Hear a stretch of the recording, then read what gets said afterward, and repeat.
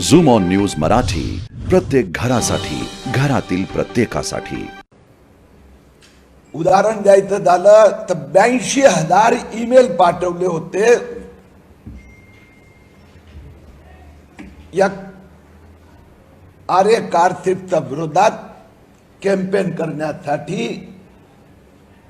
या एक्झॉटेल टेककॉमला याचे जे पैसे या कॅम्पेनसाठी देण्यात आले त्यातले कोट्यावधी रुपये अमेरिकून आले होते, ज्याच्या विरोधात बीकेसी पोलीस स्टेशननी FIR नोंदला होता। त्याची चौकशी चालू होती आणि या चौकशीत काही वेस्टेड इंटरेस्ट लोकांनी मेट्रो कामात अडथळा निर्माण करण्यासाठी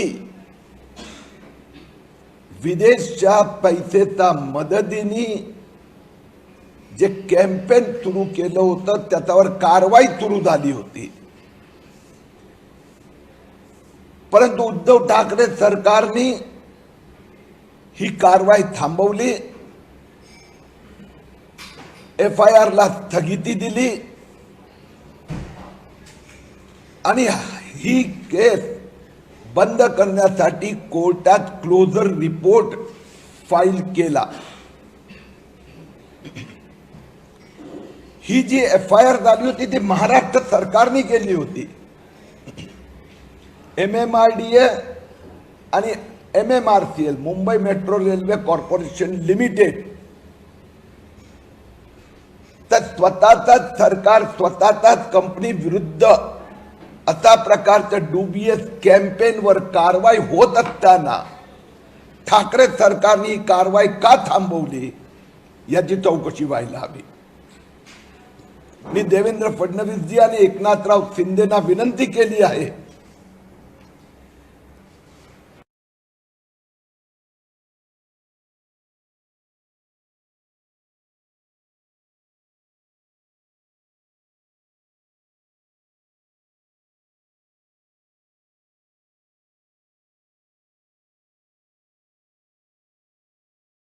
की ही जी FIR वर चौकशी कारवाई होत होती तो क्लोजर रिपोर्ट मागे घ्यावा।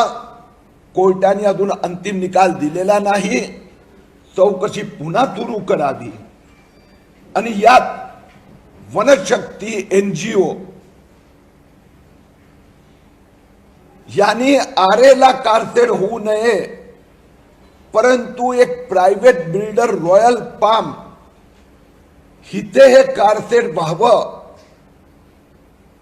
हे जे याचा मागचा त्यांचा कॅम्पेनचा हेतू होता, ज्यामुळे रॉयल पामला 4,800 कोटी रुपयाचा TDR मिळणार, म्हणजे 4,800 कोटी रुपये फायदा होणार।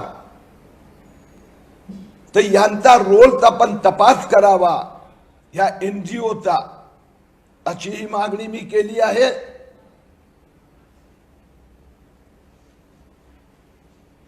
या उद्धव ठाकरे सरकारच्या निर्णयामुळे 10,000 कोटी रुपये या प्रकल्पाची कॉस्ट वाढणार आहे। 23,000 कोटीचा प्रकल्प 3-3.5 वर्ष डिले होणार।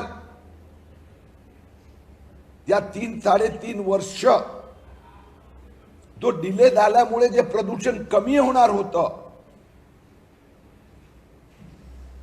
त्याचाही हिशोब घ्यायला हवा। एक जो प्रचार केला जातो की आरेची जमीन, त्या आरेची 30 हेक्टर जमीन त्यातला 5 हेक्टर ग्रीनच राहणार आहे, 25 हेक्टर जमीन जी यात जाणार। जर ते कारसेड कांजूरला हलवलं तरी जे कुलाबा सिप्स लाईन ला पुढे जाऊन U-टर्न घ्यावा लागणार, त्यामुळे 15 हेक्टर जमीन जाणारच आहे। म्हणजे प्रश्न फक्त 10 हेक्टरचा होता आणि त्यात त्यांनी 3000 झाडं म्हटलं, अन्यथाही 1000-1200 झाड जाणार. मी गृहमंत्री भारत सरकारलाही विनंती केली आहे. माझ्याकडे याचे FCRA जे पेमेंट आलंय त्याची डिटेल आहे. हे FCRA जे पेमेंट आलं त्याचा कुठे उपयोग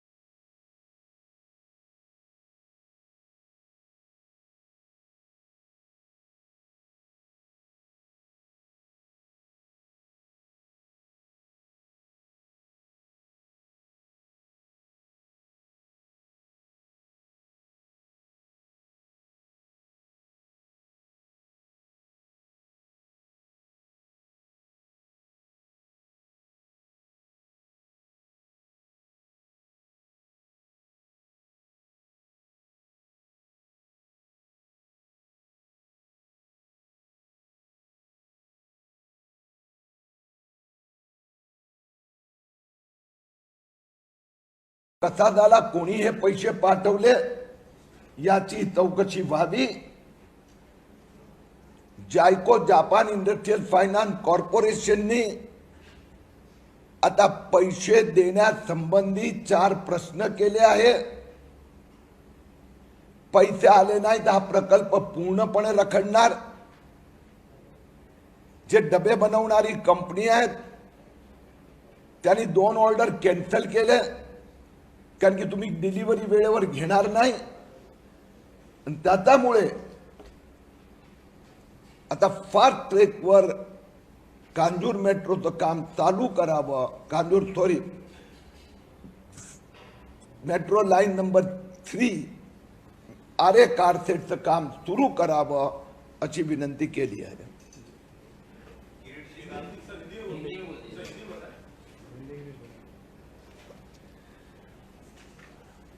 उद्धव ठाकरे सरकार ने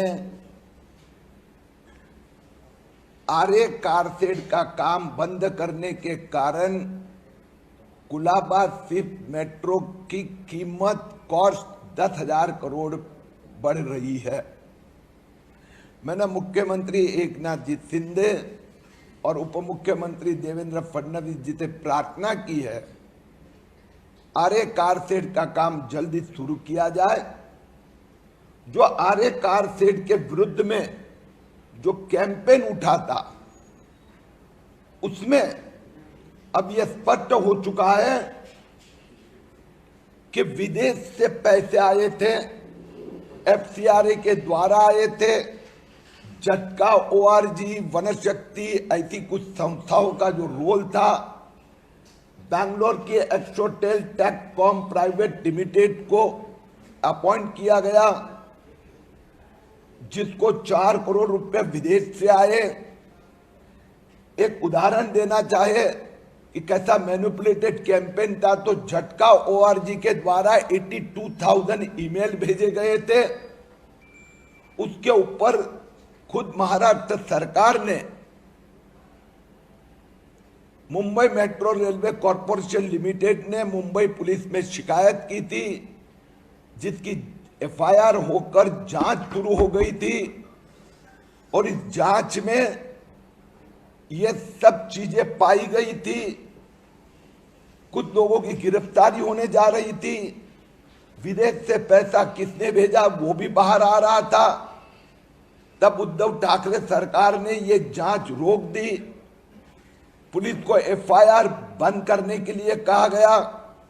कोर्ट में क्लोजर रिपोर्ट सबमिट किया गया. ये सब की वापस जांच होनी चाहिए, ऐसी हमारी मांग है. वनशक्ति NGO ने तो रॉयल पाम प्राइवेट बिल्डर की जमीन लेने के लिए कहा गया, जिसके कारण 4,800 करोड़ रुपया उस बिल्डर को TDR का फायदा हो.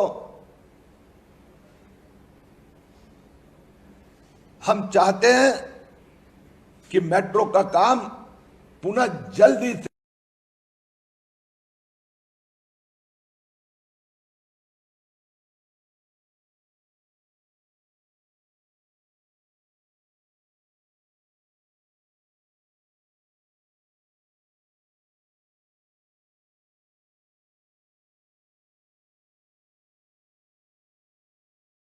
से शुरू हो और मुंबई के लोगों को अपनी मेट्रो मिले. गिरीटी काल मुख्यमंत्र्यांची आपली भेट झाली मंत्रालयात. त्यानंतर आपण एक ट्विट केलं, त्याच्यामध्ये रिक्षावाला या शब्दावरनं शिंदे गटाने थोडी नाराजी व्यक्त केली आहे. आपली प्रतिक्रिया?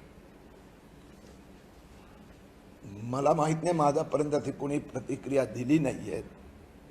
दुसरी गोष्ट, माझा मुख्यमंत्रींना रिक्षावाला म्हणून सन्मानाने नाही, ज्या चेष्टेने म्हटलं जात होतं ते महाराष्ट्राच्या जनतेला मान्य नाही. मी आणखीन एक वाक्य जोडतो की आमचे नवीन सहकारी दीपक केसरकर यांनी गेल्या 20 दिवसात यांचं एक नवीन रूप आम्हाला पाहायला मिळते. खूपच सुंदर भाषा आहे, संयमी स्वभाव आहे. त्यांचा स्वतःचा, त्यांचा पक्षाचा, काही आमदारांचा भावना आहे, मी त्या भावनेचा आदर करतो.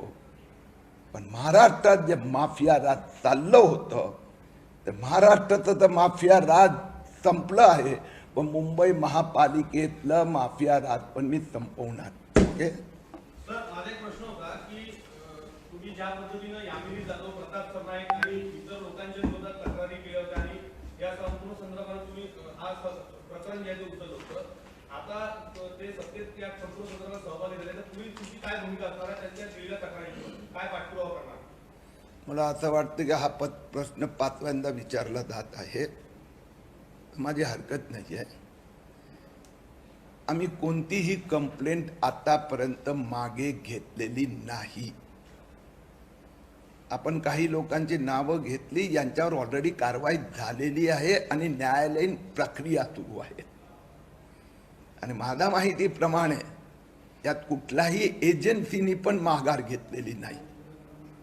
किरीट सोमय्या यांनी स्वतः उच्च न्यायालयात याचिका केली आहे, त्याचीही सुनावणी सुरू आहे. इन्कम टॅक्सची बेनामीमध्ये सुरू आहे आणि ईडीची स्पेशल कोर्टमध्ये सुरू आहे. आमच्यासारखा ऍक्टिव्हिस्टचं काम असते की जिथेही अपारदर्शकता दिसली ते समाजाचा पुढे आणावं. इन्व्हेस्टिगेटिव्ह एजन्सी तपास संस्था सरकारच्या लक्षात आणून द्यावा, त्याचा पाठपुरावा करणं आणि शेवटी न्यायालयीन प्रक्रियेच्या सामोरे जावं. न्यायालयाच्या निर्णयाची आपण सगळ्यांनी प्रतीक्षा करावी. केसरकरांनी असं स्टेटमेंट केले का ठाकरेंवरती टीका करू नये, आमचं ठरलं होतं तरी पण किरीटजी ठाकरेंवरती टीका करतात. मला जे सांगायचं होतं मी फार स्पष्ट आणि चांगल्या शब्दात सांगितलं. केसरकरांचं पुन्हा एकदा कौतुक करतो. गेल्या 20 दिवसात मी स्वतः 8 दिवसापूर्वी, त्याने 5-7 दिवसापूर्वी फोन केला होता की खरंच आपल्याकडून शिकलं पाहिजे. एका सिनियर प्रवक्ता, त्याची भाषा, त्याचे शब्द आणि स्वभावावर रिॲक्शन देताना संयम, त्यांच्या भावना ज्या आहेत त्याचा मी आदर करतो. पण महाराष्ट्राचं माफिया राज, माफिया सरकार याच्या विरोधात महाराष्ट्राच्या जनतेच्या भावना ज्या आहेत त्या भावनेच्या आधारात किरीट सोमय्या पुढे जातोय, जाणार. झूम ऑन न्यूज मराठी, प्रत्येक घरासाठी, घरातील प्रत्येकासाठी.